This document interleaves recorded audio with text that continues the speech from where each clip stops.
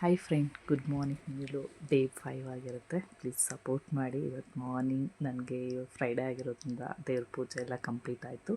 ಅದ್ರ ಜೊತೆಗೆ ನನ್ನ ಮಗ ಇವತ್ತು ಆನಿಯನ್ ಎಲ್ಲ ಕಟ್ ಮಾಡಿಬಿಟ್ಟು ಕೊಡ್ತಾ ಇದ್ದಾನೆ, ಟೊಮೊಟೊ ಬಾತ್ ಮಾಡಬೇಕು ಅಂತ ಹೇಳಿ.